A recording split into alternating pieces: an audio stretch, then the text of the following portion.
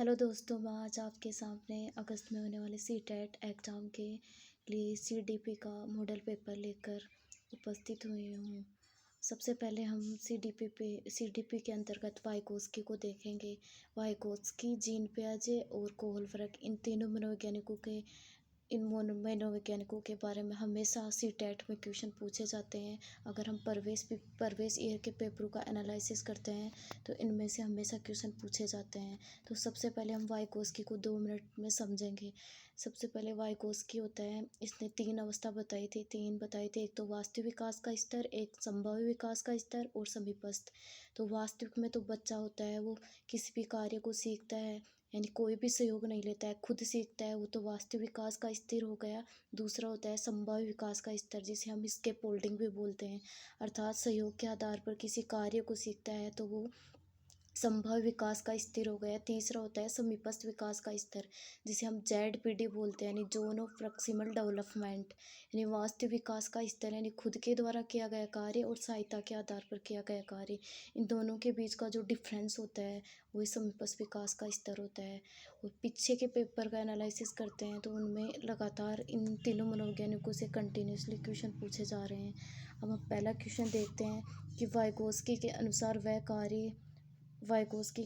वह कार्य जो बालक के स्वयं के लिए अत्यधिक कठिन होता है, परंतु किसी प्रौढ़ और अधिक कुशल साथी की सहायता से करना सीखता है, वो कहलाता है। अभी हमने देखा कि जो खुद करेगा वो तो किस में आएगा, वास्तविक विकास के स्तर में। और जो संभाव्य विकास का स्तर होता है, जिसको स्कैफोल्डिंग, पार्ट, डाचा पॉइंट बोलते हैं, उसका मतलब कि दूसरे का सहारा लेगा। तो इसमें बोल रहा है कि किसी प्रौढ़ व्यक्ति का, तो इसमें सहारा लिया जा रहा है, तो इसमें स्कैफोल्डिंग आ जाएगा। तीसरा है कि वाइगोत्स्की के अनुसार संज्ञानात्मक विकास का मूल कारण है, यानी वाइगोत्स्की ने किससे कारक पर सबसे ज़्यादा प्रभाव डाला है, सामाजिक अन्योन्य क्रिया, यानी अंतःक्रिया पर, जो समाज में रहकर बालक सीखता है उस पर ज़्यादा फोकस किया है। तीसरा है वाइगोत्स्की ने समाज संरचना सिद्धांत पर दृढ़ विश्वास रखने वाले शिक्षक के साथ नाते आप अपने बच्चे को आकलन के लिए किस विधि की वरीयता देंगे, तो इसका आंसर हो जाएगा सहयोगी प्रोजेक्ट विधि। फिर अगला क्वेश्चन है, वाइगोत्स्की के अनुसार बच्चे भाषिक विकास मानव चिंतन के स्वभाव को बदल देता है। वयस्कों और साथियों से अनन्य क्रिया पर करने का भाषा के विकास में कोई प्रभाव नहीं पड़ता। तीसरा ऑप्शन है कि भाषिक विकास में संस्कृति भूमिका बहुत कम होती है। तो इसमें सबसे ज़्यादा समाज पर बल दिया गया है। तो वाइगोत्स्की के अनुसार भाषिक विकास होता है वो मानव चिंतन के स्वभाव को बदल देता है, तो इसमें ऑप्शन नंबर 1 आ जाएगा। फिर आगे देख लेते हैं। अगला क्वेश्चन है कि वाइगोत्स्की के अनुसार बच्चे सीखते हैं, किससे सीखते हैं, परिपक्वता से सीखते हैं, अनुकरण से सीखते हैं, या पुनर्बलन प्रदान करने पर सीखते हैं। तो इसमें ऑप्शन नंबर 4 आ जाएगा। जो परिवार समाज होता है उसमें वयस्क और समवयस्क होते हैं, उन दोनों के बीच में परस्पर क्रिया से सीखते हैं।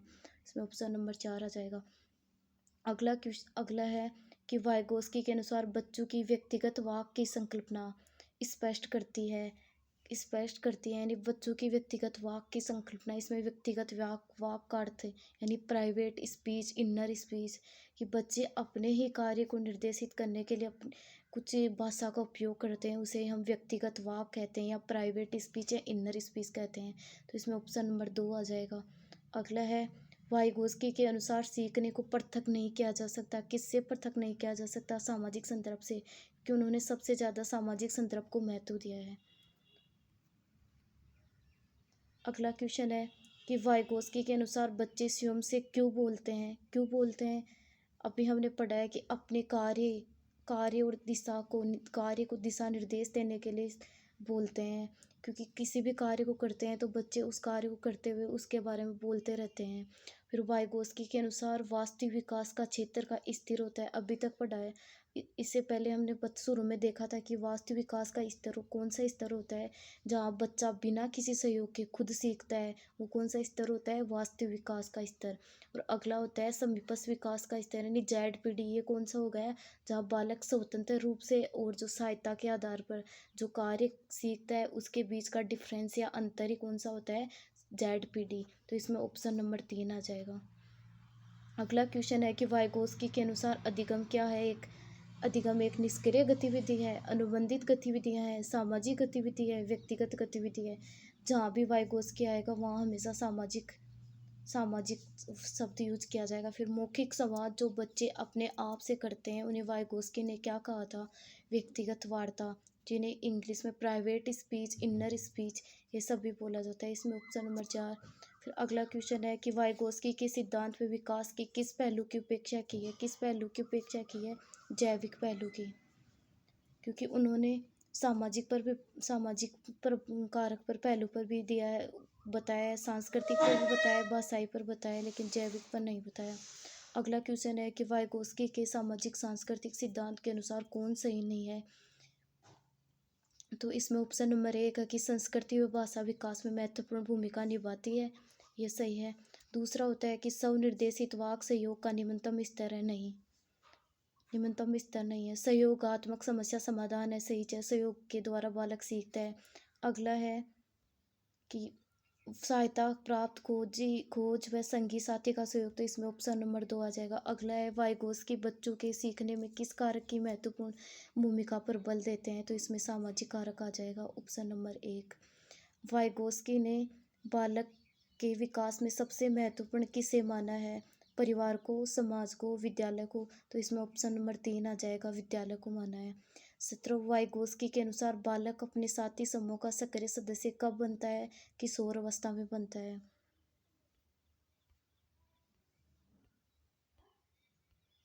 अगला क्वेश्चन है वाइगोस्की व जीन पियाजे में प्रमुख अंतर किसका था? भाषा व चिंतन के दृष्टिकोण में, क्योंकि वाइगोस्की तो कहते थे कि भाषा न केवल विचार का निर्धारण करती है बल्कि इससे पहले ही उत्पन्न हो जाती है, और वो बोलते थे कि भाषा बाद में उत्पन्न होती है, विचार के बाद में। अधिगम के सामाजिक निर्विवाद उपागम की विशेषता बताई थी कि अधिगम के लिए दूसरों के सहयोग पर बल देना, तो इसमें ऑप्शन नंबर 3 आ जाएगा। वाइगोस्की के अनुसार वह कार्य जो बालक अकेले के लिए अत्यधिक कठिन है परंतु किसी प्रौढ़ और अधिक कुशल साथी की सहायता से करना संभव हो, तो उसे क्या कहा जाता है? अभी हमने देखा कि अकेला नहीं कर सकता है सहायता के आधार पर, तो स्केप फोल्डिंग कहा जाता है उसे। अगला क्वेश्चन है कि ये तथ्य कि बच्चों की सांस्कृतिक रूप से प्रायोगिक ज्ञान की आवश्यकता होती है निम्न में से किस व्यक्ति से संबंधित होता है? तो किस व्यक्ति से संबंधित होता है? लेव वाइगोस्की। अगला है निम्न में से किसने सामाजिक रचनावाद दर्शन पर अत्यधिक बल दिया है? तो किसने दिया है? वाइगोस्की ने। अगला क्वेश्चन है कि निम्न में से कौन सा कथन वाइगोस्की के सामाजिक सांस्कृतिक सिद्धांत के संदर्भ में सही नहीं है? यानी बच्चे जो कार्य स्वयं बिना सहायता के पूरा कर सकते हैं उन्हें करते हुए वे बहुत कम सीखते हैं, सही नहीं देखना है हमें। तो इसमें ऑप्शन नंबर 3 आ जाएगा कि वह ये बालक के संज्ञानात्मक विकास भाषा के महत्व की उपेक्षा करता है, यानी उपेक्षा किसी भी पक्ष की नहीं करता है, लेकिन ये सबसे ज़्यादा जोर देता है वो सामाजिक विकास पर जोर देता है। अगला क्वेश्चन है कि निम्नांकित में से किस सिद्धांत ने संज्ञानात्मक विकास की सामाजिक मध्यस्थता युक्त प्रक्रिया के रूप में देखा है? तो किस सिद्धांत को देखा है? सामाजिक सांस्कृतिक सिद्धांत। वाइगोस्की तथा जीन पियाजे के परिप्रेक्ष्यों में एक प्रमुख भिन्नता है, कौन सी भिन्नता है? कि व्यवहारवादी कि बच्चों भाषा और उनके चिंतन के दृष्टिकोण के बारे में दोनों में भिन्नता है, और तो सारी बातें समान है लेकिन इन दोनों के बीच में इसके बारे में भिन्नता है। अगला है वाइगोस्की के अनुसार भाषा सीखने शब्दों के अर्थ में सामाजिक, तो जहाँ भी वाइगोस्की आएगा वहाँ पर सामाजिक आ जाएगा इसमें।